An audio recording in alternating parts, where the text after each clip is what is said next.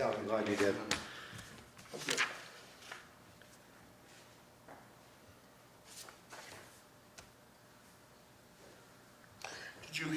Did you hear that the select board stopped the pay for parking? Yeah, I read that in the paper.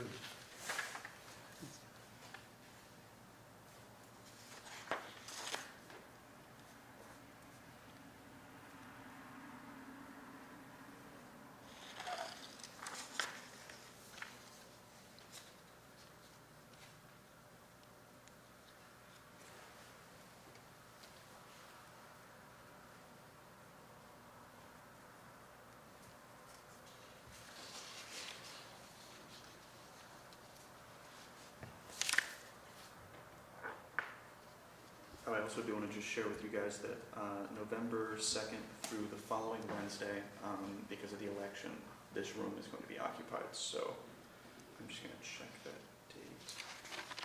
So we cannot have a meeting Monday the 4th Of November. of November, yeah. So today is the 7th, Yep, of October. so the 21st would be, if we went to a 2-week meeting schedule, the 21st would be a meeting. Yes, And then what would be 2 weeks after that? the 4th. Can we do the 4th or not? We can't. Okay, the Monday after the 4th is what? The 11th, which is Veterans Day. I believe the office might be closed. So what do we have scheduled on the 4th? What's happening here? It's the election is going to take this space. Well, they should know ahead of time that we have the first Monday and not scheduled on that day. I think the election takes precedence. Do we want to go into a different room? I could suggest that. We'd have to How find a room. about that meeting room right across the hall? It would have to accommodate anyone that wants to come. That might be the issue. You have so many people. This meeting room here, No, the meeting room over there. that one's bigger. But I don't care whichever. Yeah. Want to ask about that? I'm sorry, you said that room? Yeah, They'll be in, they use that as part of this. as part of the election? Yeah. Okay. Yeah. Then, no. I think I'm okay to meet that day if you can find a space that's large enough for I mean, there's only three of large us. audience as well as. I mean, the audience our isn't virtual usually that big, attendees, you know. All right, there's Karen a might come potential again. But yeah, Candidate, yeah. otherwise, interviewed by yeah. another me, date. I will float Greg that by them. Greg and Heidi, But and just this room everybody's is out. very That's high what I was on told it. to And just share he's, I that. believe, going to be appointed a week from tomorrow. Can't come fast enough. And then there's another potential candidate that I'll go over with you after the meeting. Yeah, that's fine. Okay. Are we all set with the minutes yet or not? Yeah, I motion to approve the minutes. I wasn't present, I can't But vote. you're approving it today. I know, but I wasn't physically here. Or whether you think that Right. that's, I'll second it. No? All in favor, say aye. Aye. Aye. All opposed? No, you don't want to vote. I don't think that I'm supposed to vote if I No, wasn't yeah, he present wasn't for here. that meeting. All righty, That's- we'll postpone it until next meeting. Okay.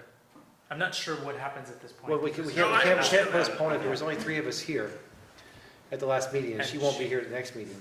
Yeah, So that, we really can't postpone it to the next meeting because there's no reason to do that, because we can't vote any differently in next meeting than this meeting. right. Can you ask for some guidance on this? I will. Whether we just leave the minutes alone? Yeah, I will ask Scott what the proper course of action is for that. Okay. All righty, moving to the agenda. Oh, that's amazing. So, the pay for parking proposal, we had a memo from Peter and Elias about that with a minor change from the town core to the downtown zoning district, was one change. And it's, did you guys get this document? with I the change? didn't get that. No? No. The suggestion was to potentially change it from the mixed-use one, town center, and downtown to exclusively the downtown district for pay for parking. Since that point, the select board has put a moratorium on all pay for parking. So the downtown district, the downtown core, or the downtown, which part of it? Can you bring up a map? Is it possible we could look at it and see what we're talking about? I can. Yes, it's from the circle up to School Street. I can bring you a paper map. So just on 7A? Bonnet Street? It doesn't. School Street, from the circle, Up the to, main up circle. up on it to school. Yes. And that's the core area we're talking about, where it would be pay for parking? Yes. No, there's no pay for parking. No pay for parking on Bonnet Street. We're getting it confused. We're Okay. talking about that it's the pay for parking that came up with the Christos situation. Right, That's not going to happen anymore. in the downtown core. Right. Okay, so right now, paper parking is allowable in mixed use, town center, and Charlie? town center and downtown. And we would be eliminating mixed use one in town center, and it would be exclusively available in downtown. If this is agreeable to the planning commission and they decide to make that. So pay for parking would only be in the downtown core, Yes. not anywhere else. Yes. That makes the most sense. But the way I look at it is the downtown district, because it's so walkable, you could actually park in the town lots, in both town lots, and then walk to businesses. So you're not necessarily, say you park in the lot behind the old loft building, in the town lot, and then you walk up to Charlie's Coffee House, you're not really using their parking spaces. I think we're talking about two different issues here, Elias.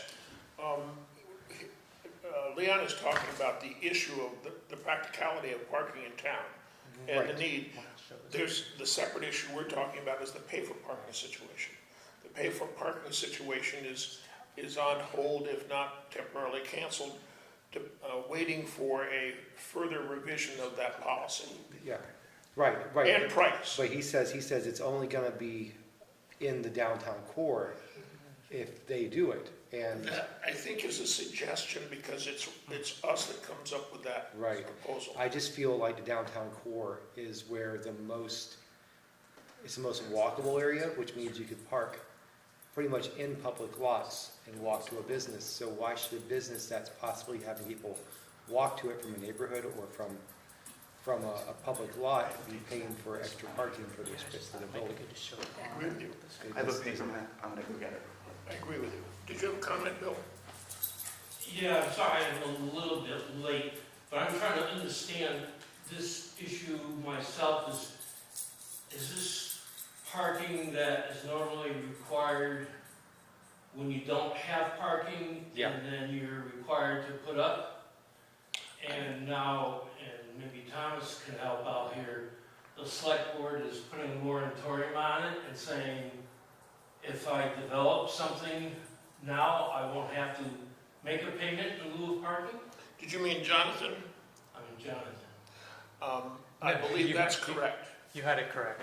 I think he, Wait a minute. Jonathan's on the he's on camera, the, and since he's a Oh, select okay, board member, Jonathan's on the select board. yeah. I thought that he could give a clarification on this. I was looking at Thomas, so I hope I was correct. No, you were correct. Okay. He may or may not be able to answer because he's also dealing with kids dealing with kids. and dinner. Okay. Okay, so But Okay. if that is the case, I Can you guys hear me okay? I had a question, Jonathan. Could you Sure. explain the action that the select board just has taken relative to pay for parking in the downtown core?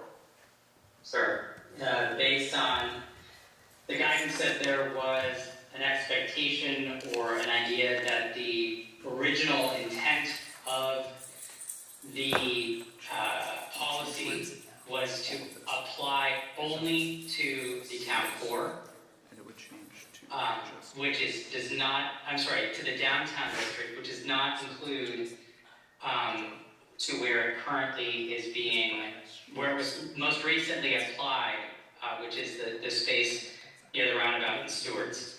All of that, yeah. So, Yes, all the mixed use one as well. so the change that the moratorium that we put in place was to halt any further requests / approvals for pay for parking. With the intent that the planning commission was going to re-advise on changes to the policy so that it only applied to the downtown core and not the town center designation. So it would only apply to those places, and there's a further idea is that it should apply to reuse of existing buildings and not for new construction. Thank you, Jonathan, and I don't know whether I should ask you or ask Elias, could we get a copy of that, the minutes of that meeting, so we know exactly what took place? Yeah. Can I ask Jonathan a question? Absolutely. Jonathan, can you hear me? Yes, I can. Yeah, it's Bill Drunzik here. What is the reasoning behind these exceptions if a parcel can't provide adequate parking? I can answer that. Unless he wants to. Yeah, I don't necessarily have a specific answer, Bill, for you, other than the fact that, I think the question of parking requirements is certainly a different discussion. But for the time being, we wanted to ensure that if, based on the existing parking laws that we have, and there is this rule for the deficit parking, or this policy that has been enacted, that was in place, that applied to a property that, whether or not you agree with it, was utilized for the property just south of the Charles Roundabout, which is not a building like, let's say, the Factory Point Bank building, the building which you renovated, which was the original intent of the law was for buildings like that, which does not have designated parking, and that the deficit couldn't be used as a lever to simply put something new up with built-in deficit parking. And I think that to answer your question, Bill, your statement was, how would this apply if they didn't have adequate parking in the first place? Which, it certainly should be the case on a new construction, where if we have guidelines for parking, that a specific number of spots is required for that, unless, and again, that's new construction. If you have a building, let's say it's something that's in the downtown location, that building, which may be historic, may be something that does not, and you want to utilize that building for a set purpose, that these are why the deficit parking discussion came up in the first place. So I'm going to go back on mute because I can hear my kiddo yelling on the other side of the room, but I'm still listening if there are any other questions that do come up. Yeah, I'm just felt, well, I went through a process, okay?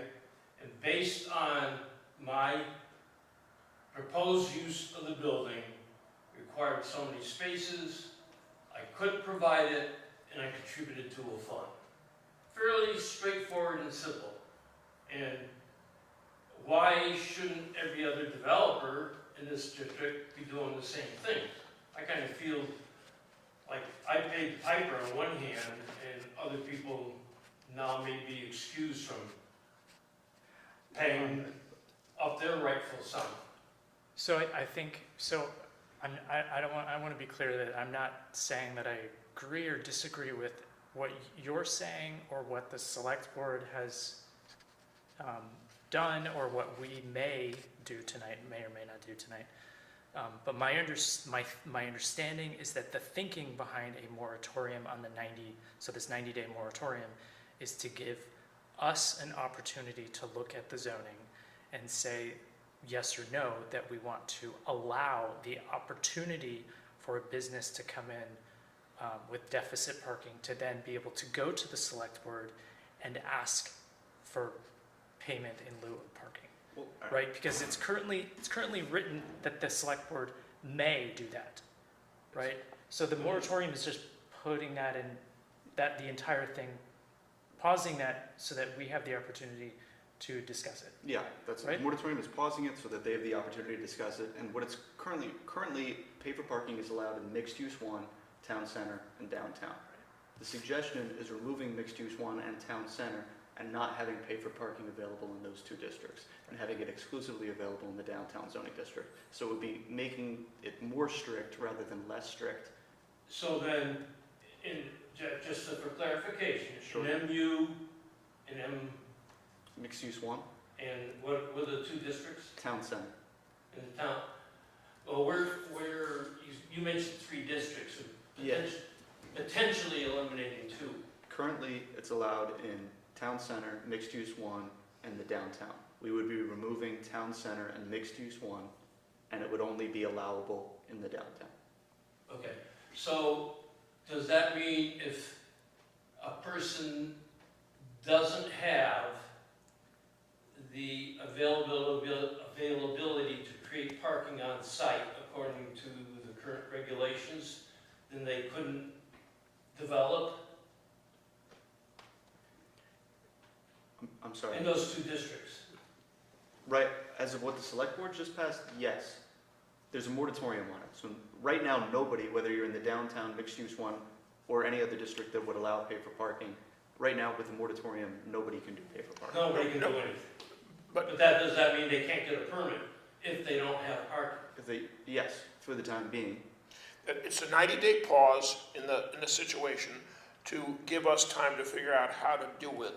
Love And that part. I don't think that it means that if you applied tomorrow in mixed use 1 for a project that needed 20 spaces, that you're gonna be turned away and said, you can't do it, you can't do anything. That's not the understanding. That's what I'm trying to understand. Yeah, it's a 90-day pause to come up with a proper plan.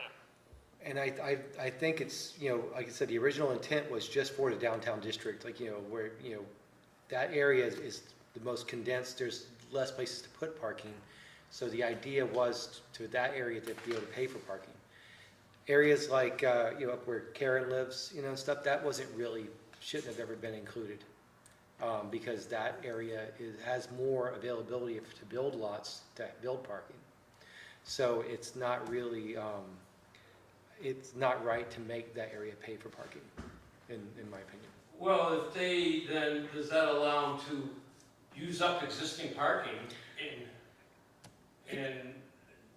They've done a lot of studies. large development?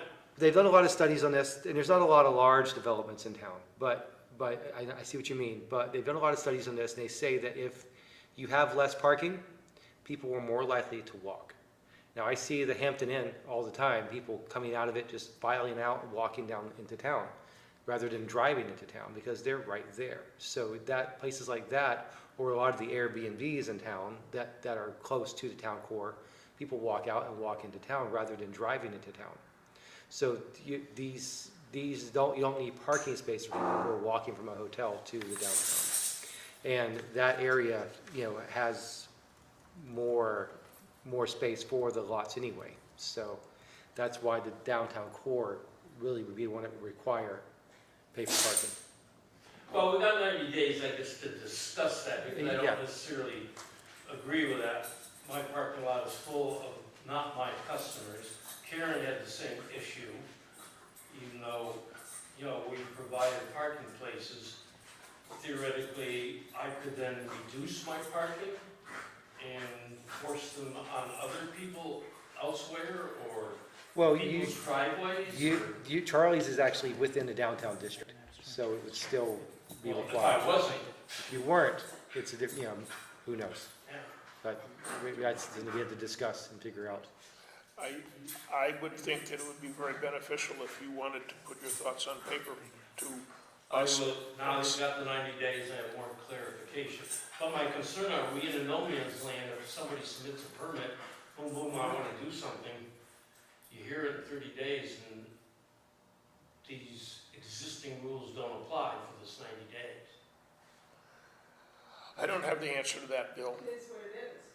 Yeah, But right. I think it's a valid question, and I would ask of the select Is board that and an the town manager. unintentional consequence, I guess, of a 90-day moratorium? I'd ask of the DRB and the select board and the, Well, that's the select board, I guess, they're the ones who issued it.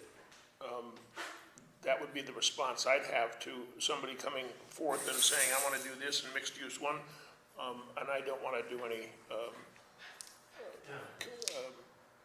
volunteering of funds. But, you know, No. but Town Center does have a town lot on it, so that, having a public town lot, you should really be required to pay for parking when you have the town providing parking.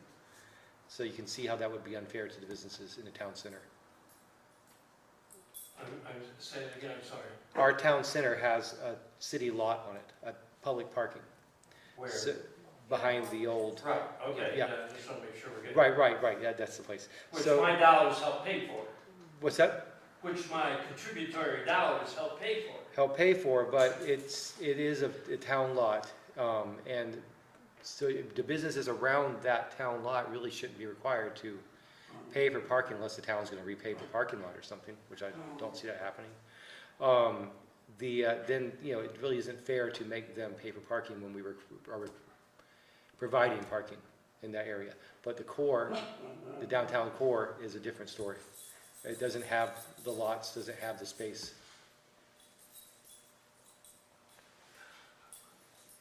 Okay? Well, That time to confused- discuss, thank you. That confused me more. I thought I understood it. I thought I understood it, which was that the pay for parking doesn't apply to anybody for 90 days. It doesn't for 90 days, but the original intent was just for the downtown core, not for everything Don't else. talk about the original intent because nobody knows what that was. I think you're right, Mike. There's a moratorium on pay for Right. parking for 90 days.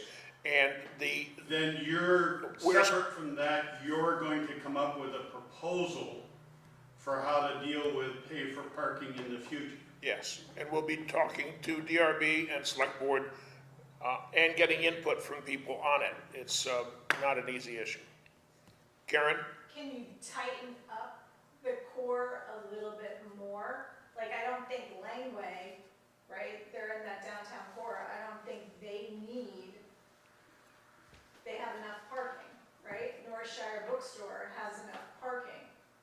Like, once you get across the street, the Kimball Martin building, they had us look at it 10 years ago to put a restaurant in. Like, if you have another restaurant in that downtown, where are those people gonna park? But let's look at it a different way, and maybe I'm confused here, but if, for example, Northshire Bookstore wanted to do a major expansion, it might be necessary for them to provide more parking, which they don't have the space to do on the property they have. But So I then thought you, said- just let me sec, then you get into this issue of, is pay for parking gonna be the answer there? I don't know. I don't think the issue with Hander Langway exists because there's so much space there. Right. But the Northshire is an example of that. Or if Charlie's wanted to expand huge, where's he get his parking? That's the issue. So back to what Mike said is, there's no pay for parking at all now for 90 days for anybody. Now we have to come up with a plan as to what we're gonna do, Okay. okay? Is that, That's good, that's good. okay? That's it. I would suggest, as a guideline, you not do any pay for parking until the town owns a parcel that's ready to be developed as a parking lot. Because otherwise, there's no way to determine what the cost should be. It's only speculating. And there is no real parking available, which is the crux of the problem, which the Christos application brought to light, which is they can pay for it, but there's nothing there. Right, I'd get behind that, that's a good Yeah. suggestion. I agree.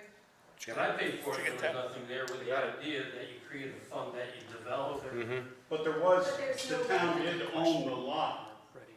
But The like I'm town saying, owned the lot. like I was saying, there's a Well, town, there was parking there all the time. there's a town lot now, like I said, has potholes all through it, and they won't pave it, so, you know, where's that money going? So it's Where are you talking about there? the old, behind the old town hall, you know, Oh, that lot needs to be repaved, but where's the money going? It needs, they're not taking care of the lot we already have. We have a impatient person with his hand up over here. Thomas? I was just gonna ask, do we have the current ordinance in front of us, the paper parking? The paper parking has been changed. Well, sorry, that's what I meant. So, where's that? That's only a portion of it, Thomas. That's the portion they plan to change. That's right. So, There's more is- on pay for parking than just that. Okay. it's got 90 days. is there, does it say May? Yes, Do you recall where? yep. I don't wanna Want take up this, everyone's time while I'm Mike? trying to find it. It's right here. Wait a minute. Is this in reference to 3.66, I believe is the reference? 9.66. 9.66, sorry, thank you. Yeah. Thanks. Okay, May approve. so I'd like to read this part, and I think it's an important component of what we will likely be discussing, and it's, so current wording, 9.66, payment in lieu of parking.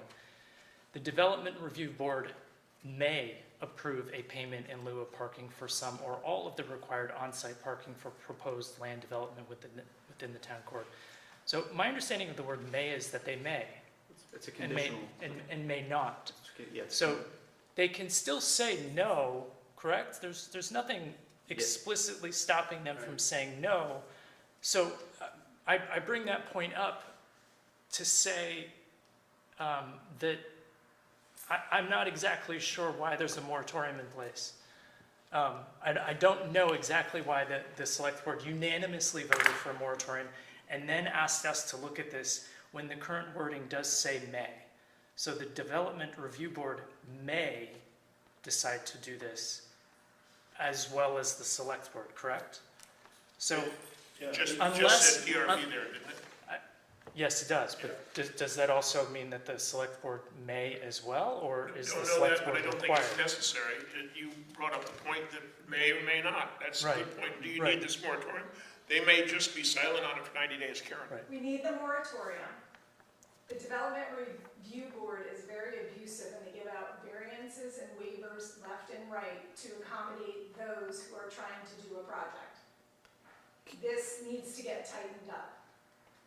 Yeah, I think this is kind of resulting from some people paying in the past and others trying to avoid it currently.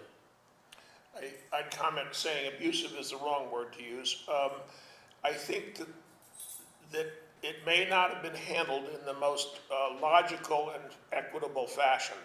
And the price may be wrong too. And where is that fund money going is a question. So I hope all of these things will hopefully be answered in a 90-day moratorium where we come up with something that is better than what we have. But I also think the May issue is, I've talked to the DRB about this, and I was under the impression that they have the full authority to not demand money for it or to demand money. And in the past, it seems to me that it hasn't always been the right amount of money and where'd the money go? Well, they're supposed to work off the shared parking table that the planning commission came up with. That tells the amount of spaces needed for each type of business. Right. So if it's required because their job is to enforce what we come up with pretty much, to say yes or no, that's what's in the planning, that's not what's in the planning. So if we plan for, say, a lodging place to have, 10% of their spaces in the daytime and 60% at night on a weekday and 90% on nighttime on a weekend, then, that's what they have to come up with. There's like, You're confusing another concept. That's shared between two different uses, parking. It still determines the number of it spaces. determines the Yeah. number of spaces. Yeah, but take the easier example of the Christos application that was before them. They didn't have enough parking provided on site, so they went to this exception, which the point that Thomas made was the Development Review Board is not required to approve that. It may approve it, it's permissive, it's not mandatory. But I interpreted that as, and it was in my case, that they may apply this parking so that you can meet the parking requirement. Right. It's a vehicle that they can use so that you can meet the parking requirements so you can get your permit. It's not the may, you can do it or not do it. It's a vehicle that they can use, that's the may part, to meet your obligation, which is to make certain parking places. So I think it works, and if they say you don't want to pay it, or we're not going to give it, you don't meet the number of parking requirements, then you don't get your permit. This is a vehicle to allow you to get your permit. Yes, But if you come in and say, we're short 25%, whatever that number is, Right, we want to pay for those instead, right. does the Development Review Board have to approve it? They should. Well, It's conditional. that's not what the bylaw says. It's It up. says they may approve. Okay. I think the may was saying in the cases I described, and I don't know that a permit has been rejected because not fulfilling that requirement. The larger argument today is, why do I have to pay it all? That's not a requirement. Yeah, I'd just like to clarify a little bit. Okay, there's a 90-day moratorium currently, and the proposal that the Planning Commission may or may not make is making the ordinance more strict, not less strict. Just so everybody gets that correct. I'm not sure that that's, it's not my understanding. I'm not sure that it's more strict or less strict. It's relative to where it's going to apply. It would remove area Yeah. and make it a Possibly, more yes. condensed area that pay for parking would be allowed. And then, so that's kind of following my logic. So if you remove it from those other zones, then there's no other option. You're either able to provide the spaces or you don't develop. But also, we're not Is that saying, what you're saying? we haven't said right yet that we're going to require pay for No, parking. I'm just saying if I'm not. I'm just trying to just follow up the logic or the statement that's been made. That this is going to be more restrictive in the sense then that in these other districts, people don't have an option. Either I'm able to supply the Right. parking or I can't do anything. I have no other option.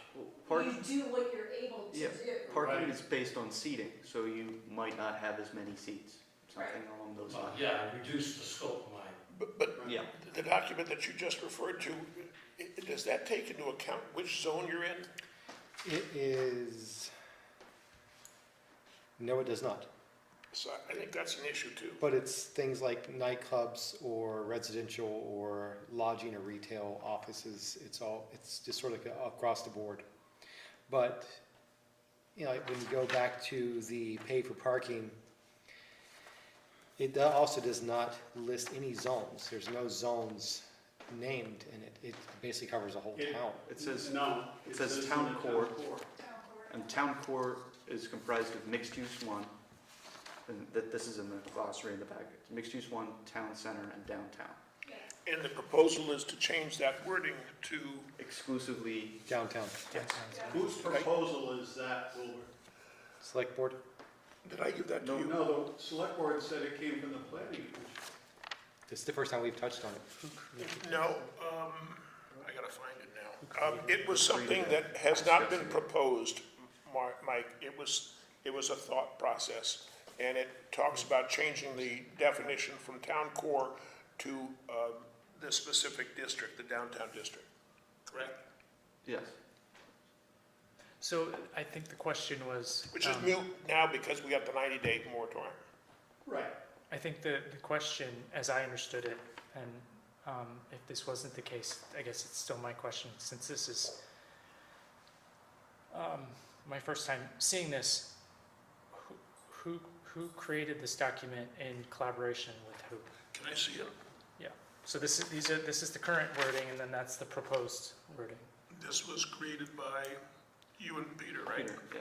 Yeah. in collaboration with, It's a proposal, and it's not, I don't know who else is, I've seen it before, but that's it. so, but Elias, who, We spoke with several people. Wilbur was one of the people we spoke with, just about are you issues that were. comfortable sharing who else who discussed that with you? Not at this moment, no. So basically, for your information, it basically changes the paragraph about current wording from town core to downtown zoning district is the one change. I've seen the document.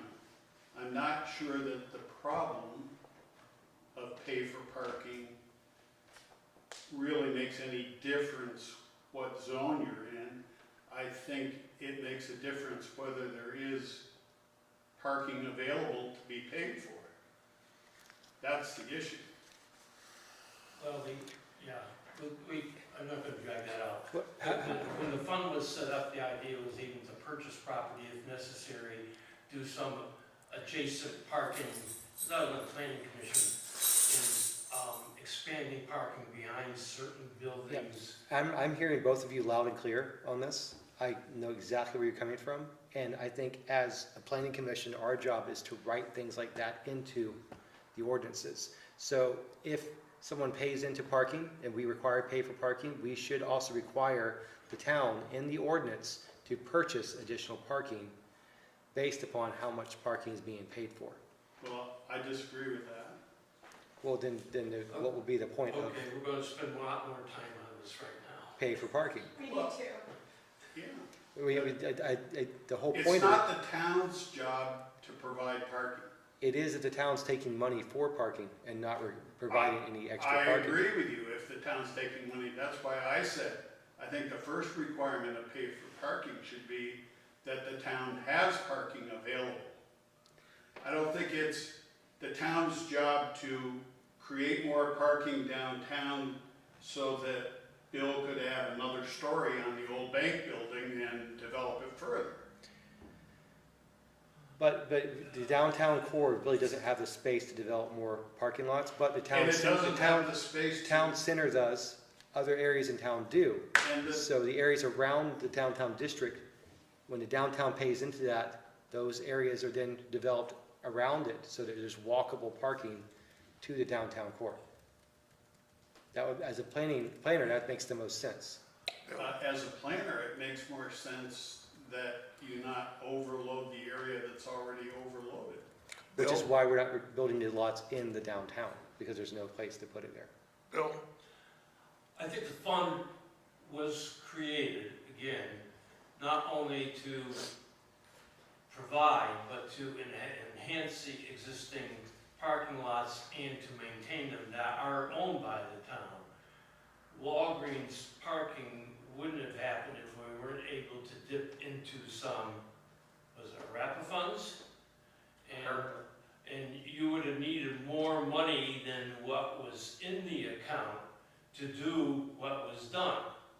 And that's gonna have to happen every 30, 40 years, whatever that time frame is, and probably it'd be nice to maybe create some other additional spaces in certain areas, which means you purchase the property. But you have to have a fund dedicated to that purpose. Otherwise, you have to specifically appropriate the money from an unknown source every time that you will think when you want to do that. That was the idea behind the fund, and it worked. For you. Yeah. Oh, it worked for the town parking lot. A couple others paid into that, it wasn't just me. Who else? Hags, I think they did for when they opened Hags. And they're quite a distance away from the Walgreens. But I think that's something we hash out. I think we got the picture for tonight. I don't want to hold up your agenda. Well, any written input would be very much appreciated, and I think that we ought to assemble as much information as we can before our next meeting to have that in front of us as we talk about this. Agreed. If you want to talk about history, we used to have parking meters in town. The requirement at the time was that money generated by parking meters had to be used to construct parking lots.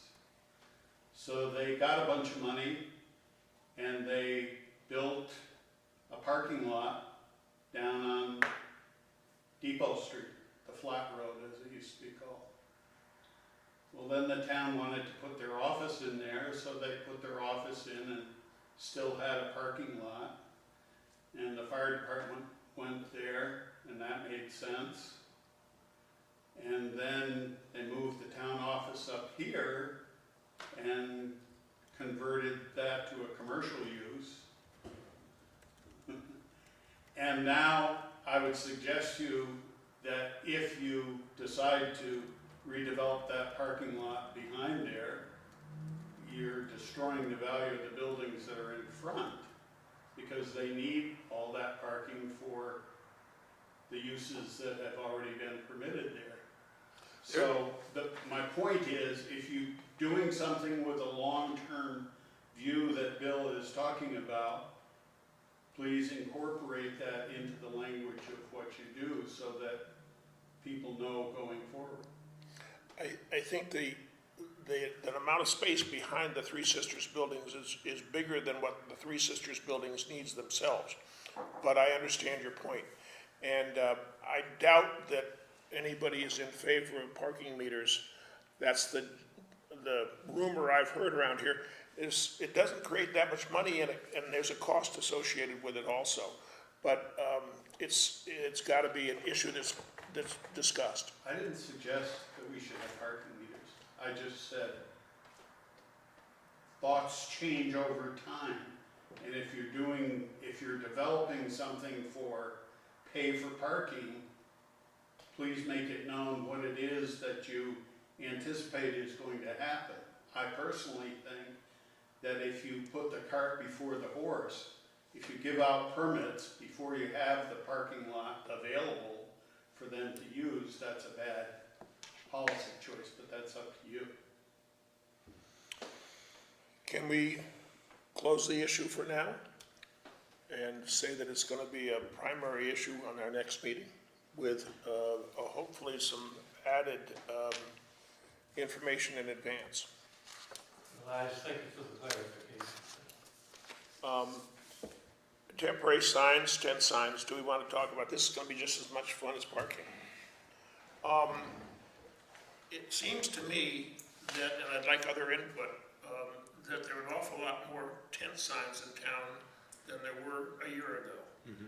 And I'm not sure that all of them are appropriate. For example, when you see a sign for a restaurant that it is right on the perimeter of their property, right up next to the inappropriate space, next to the sidewalk, but yet right underneath his sign is a tent sign that's advertising something else. And I'm not sure I agree with that.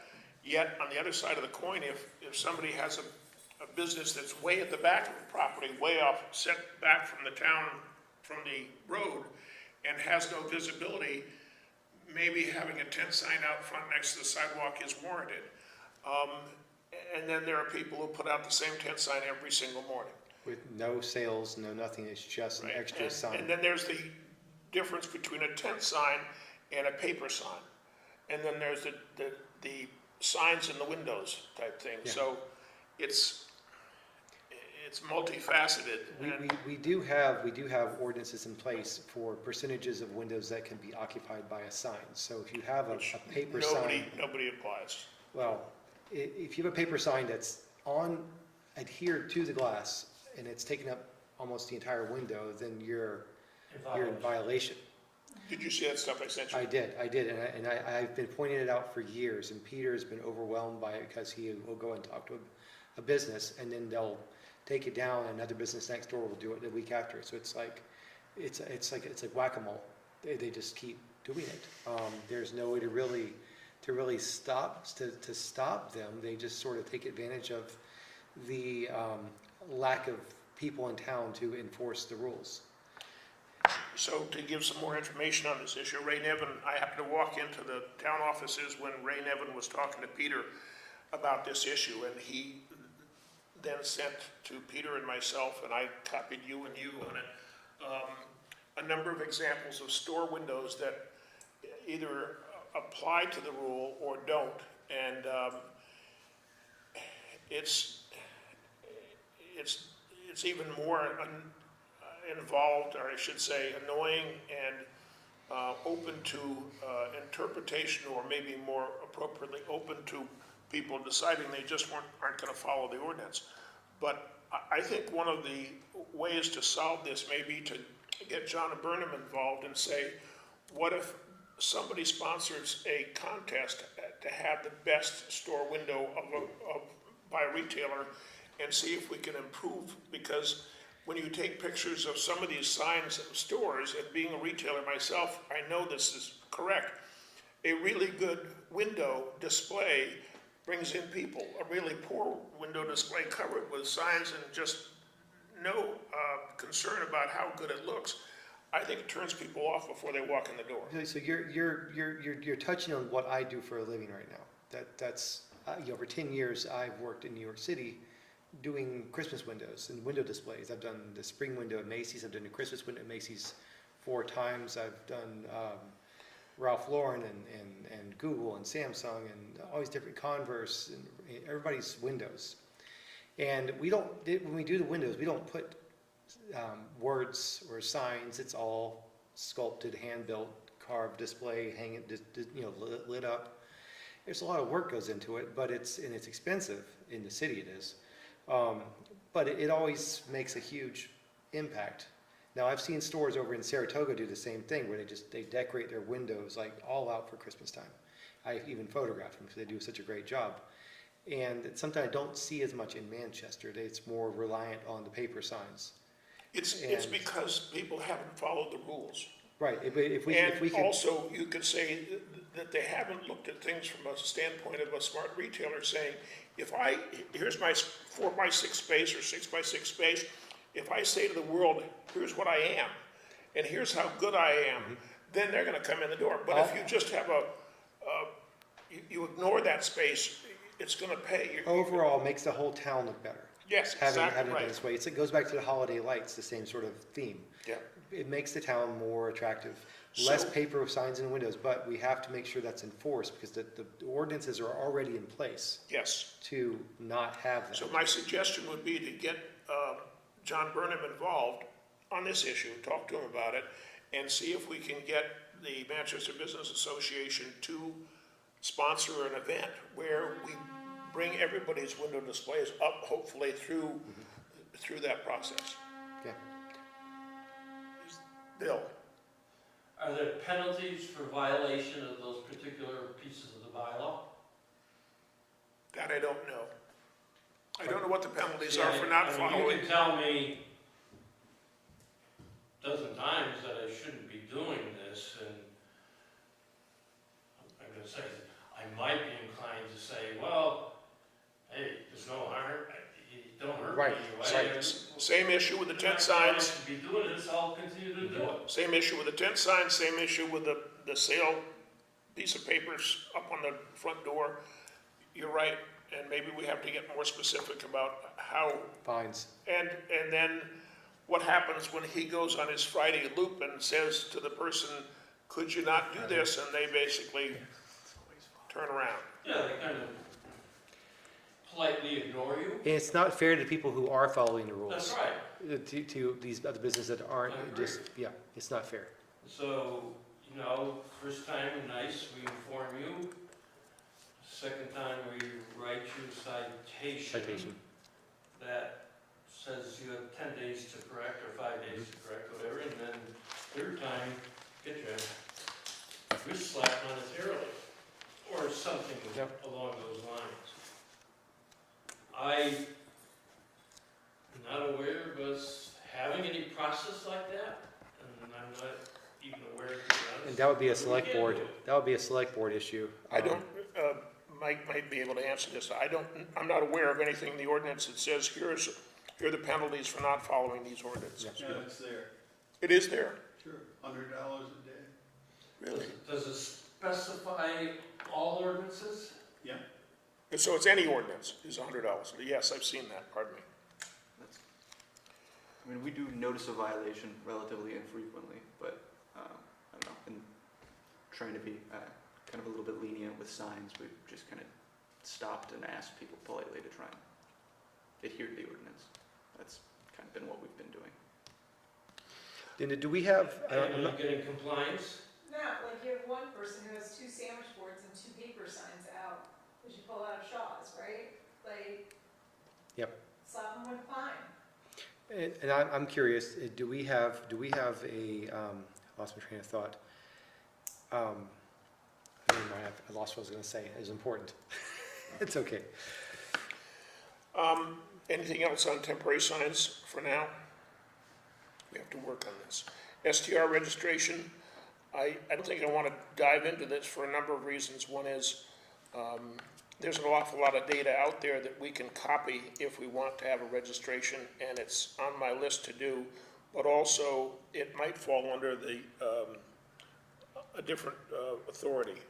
Well, once again, I just think that we, as the planning commission, should require an ordinance that says if you are running an STR in town, then you are required to register it and buy a license from the town.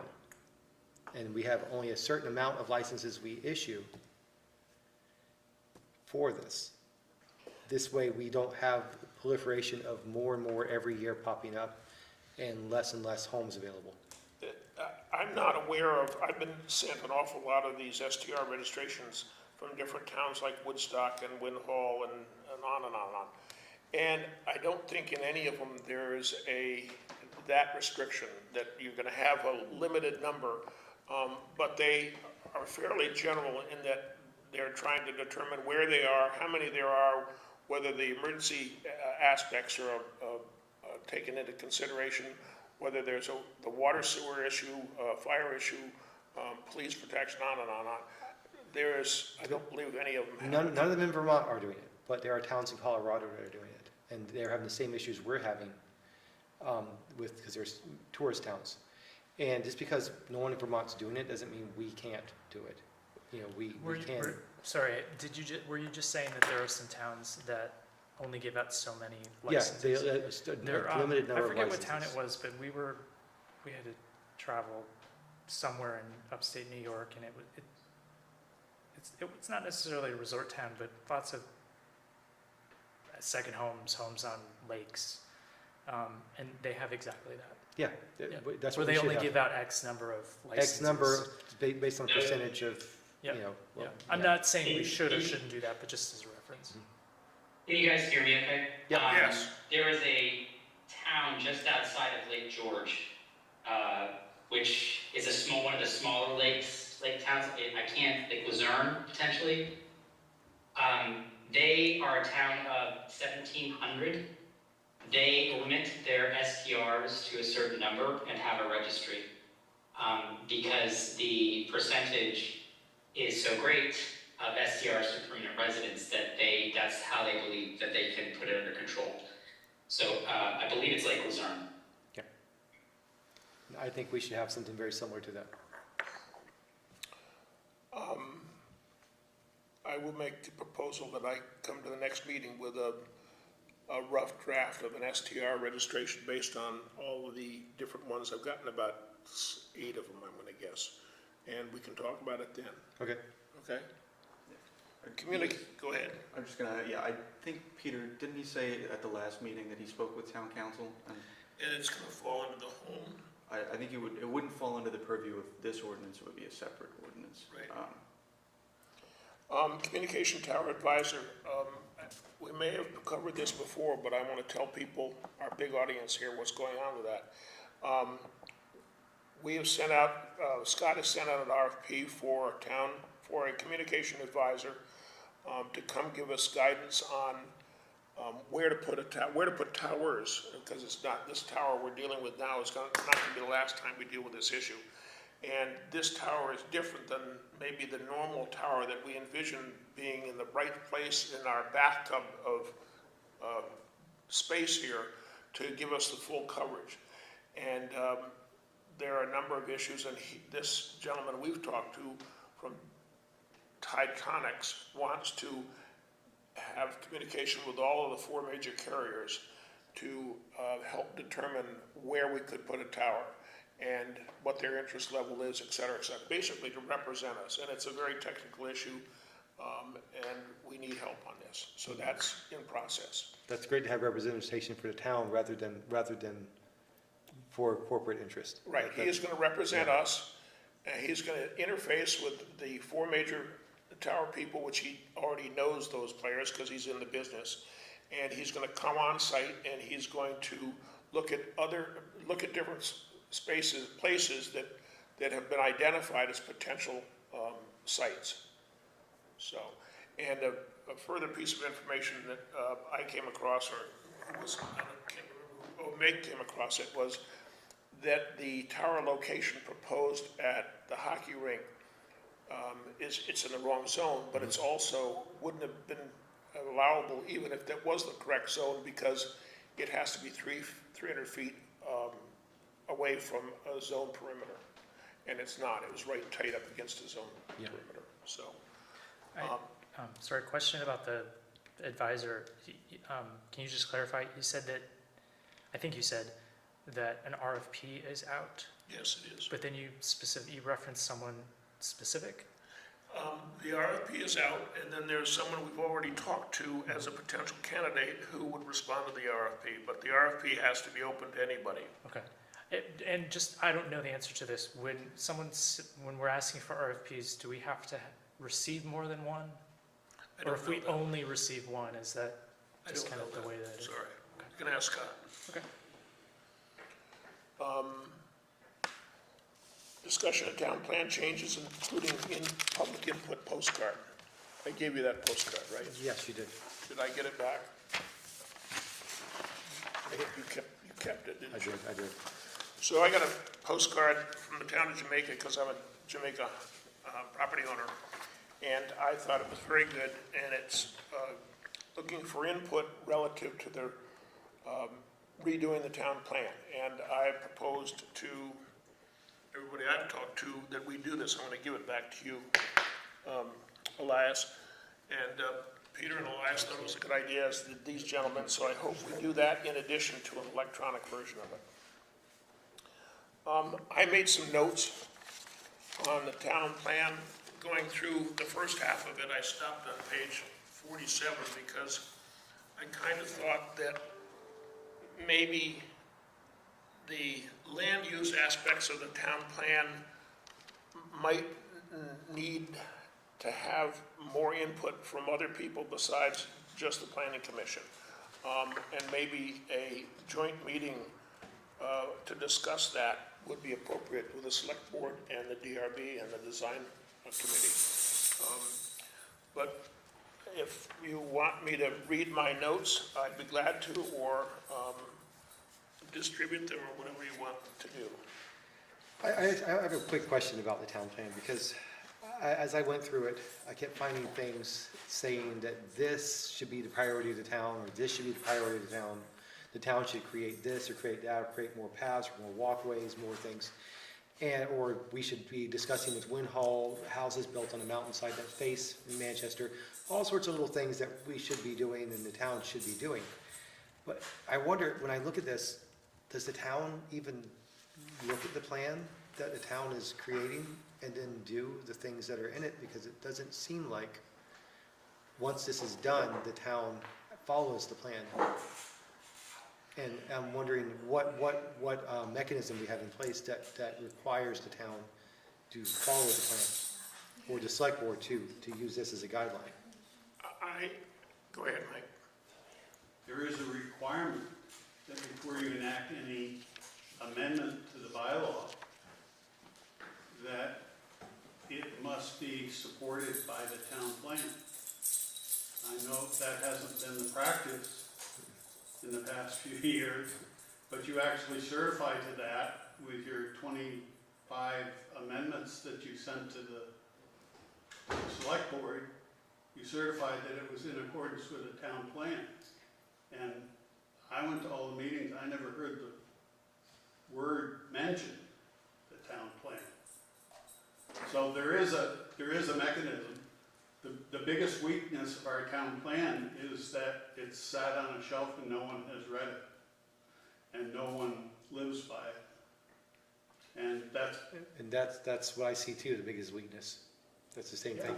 there's a lot of there's a lot of very good It's material. it's a lot of work to create this, Exactly. to have no one follow it. So if you had still sitting the same board that wrote that, I think you would have seen that naturally occur. But because there's been such a turnover, Can I answer that question, or my input before Bill? I tend to agree with it, and my perspective on the town plan, and I hesitate, but I'm gonna say it, is I'd like to have new eyes look at it, because I think it's been written and assembled by this same group or people more than once, and I would like to have someone from the outside look at it with a different set of eyes. And I think it's verbose. I'm not sure it correlates as well as it should to the ordinances. And I think there are often times where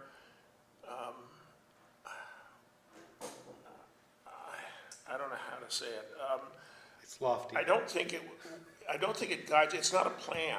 It doesn't guide us like a plan. If a businessman wants to do something, he sets up a business plan, and he follows that business plan. I don't see this being a business plan for us. It feels more like someone on a forum talking about what they wish the town had, rather than saying, And they don't say how the this is town how should the town achieve should. it. Right, and that's what I'd say is missing.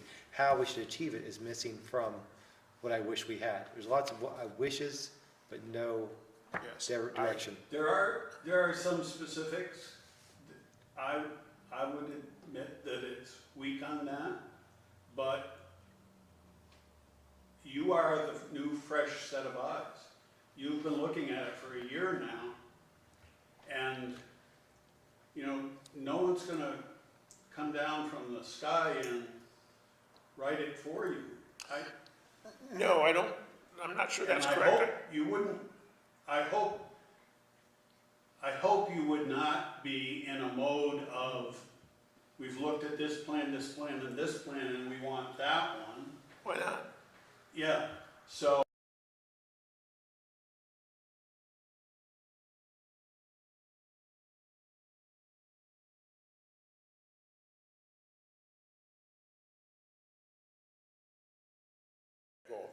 Our plan may say, here's what our goal is. There's no There's no way discussion to- about how to achieve it. Yes, Well, I'm aware of provisions where it does. Yeah. There's some, yes. Yeah, so, yeah. maybe There've been these- victories. One of my notes on page 2 and 3 promote sports. It was done well. Yes, Bill? Well, I, having used both processes, the town plan, I guess, set your guidelines for how you want the town to proceed in its overall development structure down the road. But then your zoning ordinance is kind of the result of your town plan. And those are your working rules that you live by as a result of your town plan. So I don't think there's been that tremendous disconnect. Yeah, maybe there is some disconnect, but, you know, all our rules for each zone, the creation of the zones, what you can do in the zones and can't do in the zones, are the rules as a result of the town plan. That's not true. Oh, I disagree with you, Mike, I'm Well, sorry. look at the names of the zones are different in the town plan than they are in the zoning bylaw. Well, some of them maybe don't coordinate, but in principle, that is what happens, and that's what everybody operates on for whatever they're doing. So I want to respond. Except when you get to Act 250, and you have to go through the 10 criteria, or other major projects in town. I want to respond first to Mike and then to you about the town plan process. You said that you didn't think that we want to have somebody from the outside come in and write a town plan for us, is that right? I think we do want somebody to do that. I think that person should get input from us, should, as much as we can, should guide us, But I think we need a different set of eyes on the town plan. I think we can improve the town plan. I'm not sure we can improve the town plan as much as it should be. We need additional professional help. BCRC has done that, and they probably want to do it again, but my personal opinion is I think a new set of eyes would be very beneficial to this. And Okay, I don't necessarily want to argue at that point with you. What I would like to point out is there is a finite time limit you're dealing with. And that's May 7th, I believe it is. And really, that's 6 months in the future. And you have to take away 2 months of that because there's a 30-day warning for a public hearing by the Planning Commission and a 30-day warning by the Select Board. And assuming there's nobody in the public comes up with anything that makes you want to change anything, that's an absolute minimum. So you have 4 months. we're very aware of that, Mike, And realistically, you can't do that. that, Not a new set of eyes or your eyes. So really, the only option that the Planning Commission has at this point is to re-adopt the old plan you know, and work in the coming year to actually write a new plan. I've been told that the process, if we're well into the process and working toward it, and it's, I don't know what percentage of completion is, could be discussed, that will suffice to say that we're okay relative to the 8-year timetable. And the process is in place. We're applying for a grant now. Scott's working on that. We've identified 2 potential people to help us. I believe an RFP is being done or has been done, I don't know which. And so we're working on it. But you're right, there's a timetable. It shouldn't have waited this long. But What percentage would you say is done now? oh, I don't know, very little percentage is done now. But what I'm saying is that Single digits? I don't know, Mike. I'm not going to respond to that. I don't know. But if we're well into it by May 7th, then that will suffice as to meeting the criteria, is what I've been told. That's not what the statute says. I've been told that that's what the state is going to say. Okay, you're well into it. You're 2 months or 3 months from getting it completed. Okay, that's Let's good. get an opinion from town council. That's come from a council. Oh, we just ought to be able to. You ought to be able to point to the statute. Yes. Can you tell me who the 2 names are that we have been talking to as potential consultants for the town plan? BCRC Uh-huh. and a gentleman named Michael Allen. Michael Allen. Yes. Does he have a business name, or is it just? I don't have that in front of me. Okay, thank you. I will say that when I look at the town plan, and I've looked at it extensively, I've looked at the old town plans as well, going back to like the 80s. And they're just essays on long, like things like this. When you open at the page, you have, this is what it looks like. It's just essays. There's no layout as saying, here's an idea, and these are points, these are different points of it. It's just long sentences, people just talking. Read the section on subdivision of land. I'm just reading to you. I'm not asking you to read it now, Yeah, in the future. I'm not saying the whole thing is like that, but because we have taken the original town plan from the 80s and we've just rewritten pieces of it. It's been regurgitated constantly. And Janet, 2 years ago, told us we need to make a whole new town plan. Because the old town plan is just pieces of older town plans. And we need to start fresh and start new. And We started new with the zoning bylaw, and we found out we left a whole area of the town not in any zone. So someone has to be responsible for seeing that everything is there. And a lot of the language in the town plan comes comes about because there are requirements in the statute of certain things that you must cover. And I believe that's why Wilbur thinks it's best if we hire an outside person. I to also look at it. think that once you work on the town plan, that's exactly what's gonna happen. You're gonna realize that you have to do the same thing with the ordinances. You have to revise, you have to update, you have to, it's gonna be a rebuilding of both. Well, the zoning bylaw was rebuilt during Janet's era from scratch. So I believe there is value to the town. There is value to a property owner, there is value to a developer to know that there is some stability and that there is continuity from one period to the next. Not to say that things need to be fixed in stone, but this idea of this is bad because it's old, That's not what I don't, well, you're saying this is just the plan that's been rewritten and rewritten. One could say it has been refined. I don't believe Bill's service on the planning commission was indicative of a time when they just, put a new date on it. They refined the town plan at that time to meet what they saw was needed. Adjusted to meet conditions each Right. time, you're right.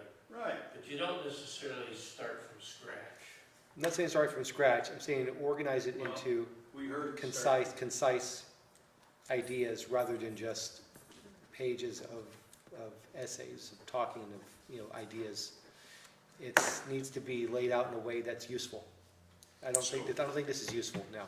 I would ask you to look at the section on subdivision and plan, just as an assignment, and see if you, not now, this is Marking it. homework, and see if you think that's helpful to someone who wants to know how to subdivide land. Okay, I'll write it down. I wanna, go ahead, Bill. But it starts off with some descriptive language about the different sections of the plan. But then isn't it followed out by clear bullet point objectives and requirements in each paragraph, in each section? Not as much as I would think is worthwhile or could be helpful. We met with somebody who was an advisor that Peter was aware of, and he came and told us, he said, he didn't look so much at our town plan, he looked at some other towns' plans, he said, take a look at this one, take a look at this one. And I thought that they were more of a plan than ours, and they were more focused on how to achieve what you want to do. So that's kind of my pet perspective, but I want to say to the other commissioners, I did a brief one page on my thoughts, and do you want me to read it now? or- Yeah, I liked it, so And Yes. would you, I think it'd be would you good for you guys to do read the it. same thing? Do a similar? Do a brief, start here are my thoughts on the town plan? Sure. Okay, I'm gonna read this quickly. Page 3, expand Manchester's food industry. I didn't know what that meant. I look at the food industry as separate from, different than the restaurant business, and I'm not sure there's a lot of change in that. Number 2, pages 2 and 3, promote sports. It's been done. The track thing, the stuff that John did was really productive. Page 4, expand sewer. I think it's very, very important, focusing on the sewer and water situation in this town.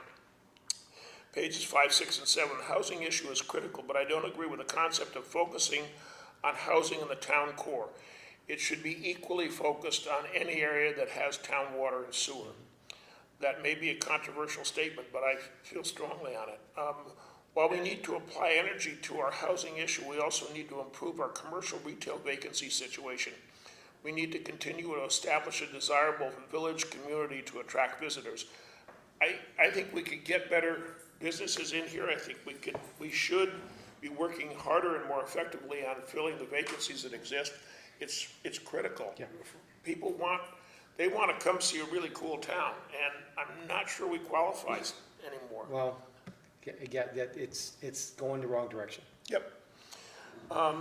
Pages 9, 10, and 11, the natural resources and energy issues are important, but we need to make sure our local renewable wood for heating is a component of our energy needs. which is not something I think that the Energy Committee agrees with. That's correct. The Ridgeline Resources focus is important as the Verizon Tower situation is shown, and maybe it needs to be strengthened because of that. This is not the last time we're going to have a tower situation.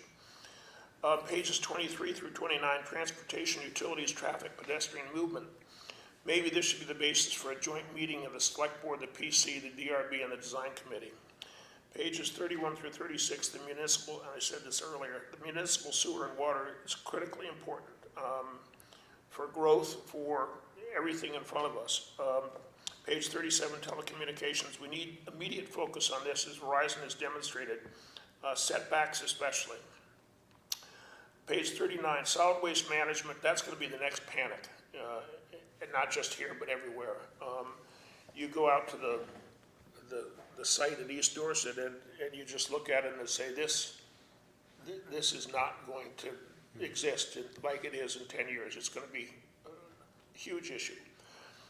Pages 47 to 64, the land use plan. I said I'm going to address it in a second set of comments. General comments, the plan's too verbose. It could be condensed somewhat, possibly. I would like to see new eyes address our town plan. As we need to revise the town plan, we also need to address our ordinances. It would be helpful if I got the same thing from other people, and maybe we can come up with one that is representative of the Planning Commission. And I do like your general comments about, is the town plan too verbose? And that's what I was saying, it's too many words for the point it's trying to get across. It needs to be simplified into, you know. But I also will say that other people have done an awful lot of work on this book in the past, and I shouldn't be terribly, terribly critical of it. Yeah, and I know Bill has worked hard on it in the past as well, but I want more people to read it. And I don't think everyone's going to read it in its current form. If it's simpler and easier to go through, more people will pick it up and look at I it. think if you want people to read it, you're going to have to condense it to a 5-page document of bullet points. No, I don't think that's out of the realm. I think that maybe you have a town plan and then you have an executive summary. That's probably Mail it out. a good Yeah. approach. Yep. People aren't going to read that town plan because how many pages is it now? Right. Yeah, right now, it's Unless they have a very defined interest. Yeah. In the sense that how it's going to affect. about my 70 vote pages today. now. Could you attach your notes to the minutes so the rest of us could see? You got another? Can I steal that? I will. Yes, we will do that, Mike. Oh, then you can hold on Take to it. that one. I'll see it when it comes out. Mike, when they're posted online, you want his notes Yeah, attached to the minute? yeah, Okay. that'd be nice. Yep, I can do that. That would generally, just kind of generally speaking, be a good idea for Everything documents that that we have been read out. submitted to us. I don't think the select board does that, and so I'm not suggesting that we just flat out have to do that without a vote, but I think that that would be a good idea. Okay. Yes. I'm gonna. I So second even this. I third it. Okay, I may ask, If- yeah. that might be a private conversation. Scott sent that to me. I just wanted to let you guys know that you guys have to have a consultation in the future. Sure. But I don't know that I can share that with everybody, but Well, and just to clarify, all this is asking for the BCRC has asked that for 30 to 45 minutes of our time for a consultation at one of our next meetings. And to explain what the consultation is about, it's how to apply for a permit, apply for a grant. yeah. I know, did you have anything else to add? I just had, Yes, I was gonna ask other business. What do you got? well, I don't have other business yet. Well, I don't think I have other business. But I wanted to come back to the town plan and the RFP. Do we have a timeline for that RFP? Meaning, has that request already been put out to the public? And if so, what does that timeline look like? Because if we do, as Mike has said, have a May 7th deadline to have an entirely approved town plan, correct? And then you back out 60 days, where does the RFP fit in line with that? And assuming that we get a proposal that is approved by whomever, does this individual know that we have, a certain amount of time? So if we don't know the answer to that question now, what the timeline is for the RFP, if we could get that for our next meeting, and then we can discuss that. I don't know the answer to that, but it's a valid point. Yes, we should have a timeline. Yes, when is the RFP going to be approved? Or when are the people that applied to the RFP, respond to the RFP, get chosen, et cetera? Those things, that would be a good idea to have a calendar. I'll ask Scott. Thank you. And what are the statutory requirements, deadlines in there? Deadlines, you mean as to relative to, for example, of May 7th? I'm sorry, I didn't hear. Relative to the May 7th situation? Yeah. Yes. The calendar should include Should that incorporate that. hopeful conclusion, which it probably won't be. I mean, I don't personally believe that we'll be concluded by then, I think. Yeah. But I would hope that we're well into it. And I got that from a lawyer saying, if you're well into it, they'll give you grace period. I don't think it hurts to include that, at least in the timeline, but that's. Oh, absolutely, yes. Yeah. Okay, so in other business, I've been asked by the Housing Task Force to discuss the RA zone designation for housing minimum lot size. So we have currently in the RA, we have a 10-acre minimum lot size. I'm gonna give you, downtown district is 3,000 square feet. Town center is 15,000 square feet. Mixed use 1 is 4,000, mixed use 2 is 12,000. You have the same thing here. So they're asking for, it goes up. R1 is 1 acre, rural residential is 5 acres, rural agricultural is 10 acres. For some developer in town wants to build a bunch of houses on 2-acre lots in rural agricultural. And they're asking us to look at that, changing it from 10 acres to 2 acres in rural agricultural. Now and I brought this up with them, my problem with that is I see it as a septic issue. When we are putting that much septic on a hillside. Are you talking within the town septic area? We're talking, no, this is not within town septic, this is rural agricultural is not, If it's outside the town septic Sewer. sewer, right, town sewer. if it's outside the town sewer issue area, and they're asking for that, isn't that a state issue? Correct. And the other thing I'm looking at here is the area that they're asking is up Bonnet Street, right in this zone here, which is right across from the rec park, and across from Donnie Doerr's property. And it seems to me that that's, it's not really an agricultural area, the hillside that they're looking at. It's not really agricultural because it's a hillside. Agricultural to me seems more like, so then my question goes to, is our zone, are our zones properly zoned? It's a good question. Do we? I don't know how much time should be spent on it. I'm not sure it's the planning commission's, Well, that's what, we move zones around, that's what we do. But wouldn't that come under DRB? no, Design Review Board only reviews what we've already put Okay. in place.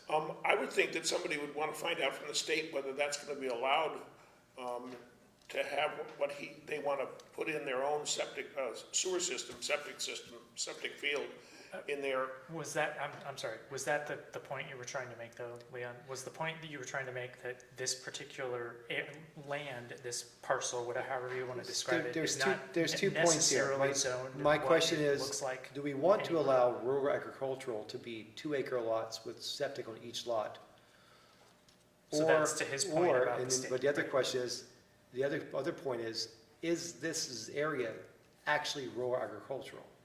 That's a Because great point. it's a hillside, it's a, you know, it's not really something that I can see someone farming. Since you are our representative on the Housing Task Force, can you ask them to make a formal recommendation Yeah, in terms of what, at least that's what No, I know I where the would like person to see, is, yeah. is So you know. if the Housing Task Force has an idea or a suggestion, if they can make that suggestion to us. Yep. So then we can go, you know, we Yep. can look at it as a team and say, I just told I'd Discuss bring it it. up and Yeah, see what yeah, your thoughts were.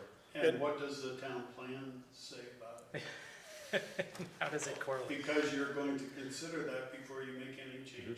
Right, I'm not making any changes right now. And Just- ironically, this was something that's been discussed, R1, RR, and RA.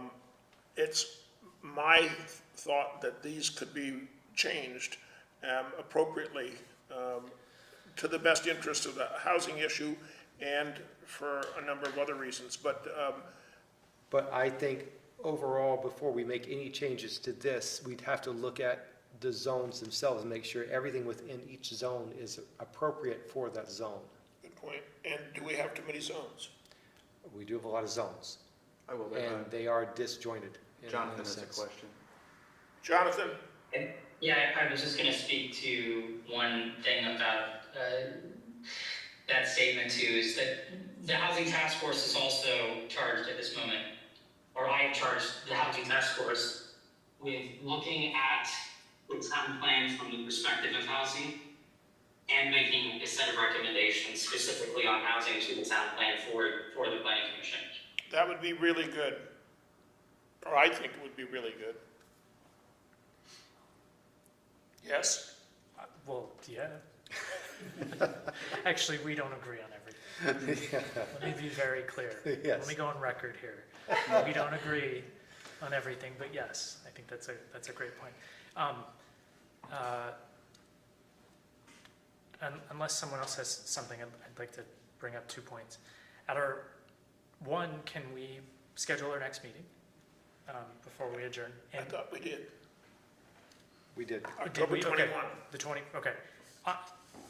You, in consultation with us, decide what's on the agenda. Can I make a recommendation that the only thing on the agenda is the discussion of the town plan? I think that's a really good idea. I second it. Yes. Can we vote on that? Or you- I think we need to deal with the parking. The select board, they thought you would drag your feet on it. I'm just telling you what they said. Yeah, but but the. Karen, there's so many things that I don't think we're making appropriate progress on. It's bothers me. I think that the town plan, as Mike has pointed out, we should be in a panic mode.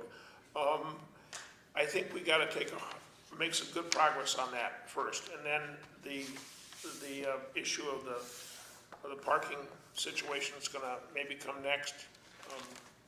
But I think the idea of having just the town plan being a focus for the next meeting, I think is a good idea. We can probably solve that town parking pretty quickly, just yay or nay, here's what you propose, and send it back to them. It's not that complicated. Well, we haven't written anything out to I'll send you something. That would be fabulous. Any other questions? Do you want to talk about, or you want to wait till next meeting to talk about when the BCRC consultation is? They said maybe November or December, but I think we should try and plan. I think that'd be a good idea. No, I think it's gonna have to be sooner than that, if we're talking about how, this is basically, I thought, isn't it Scott looking for guidance on how to do the proposal to get funding? I believe so, yeah. It says, could the planning commission make time for this at their November or December meeting? If you would like to have it sooner, that's certainly If up to you. it is specifically related to the RFP and writing a grant to receive funding related to the building of the town plan, we're in a whole lot of trouble here, regardless of how quickly we get this together. But I realize it says November or December, but if the BCRC can make time sooner, that would, Yeah, I think it's gotta that would be a, quite a bit sooner. Early November at the latest. Okay. Alright, I'll talk to Scott and do what we can. October preferable. I will talk to Scott. Well, seriously, I mean, how long does it take to do the actual requesting? So that now all of a sudden you're 2-3 months from now. Yeah. Maybe, yes, we've done a lot of work in that time period, but it's an issue. I'll let you know where this came to me today. What's that smile for? That someone's realizing that there is a real deadline out there. I have a motion to adjourn. I'm the only one that can second, correct? Second. He's annoying sometimes, isn't he? Aye. All in favor, say aye. Aye. Aye. Aye.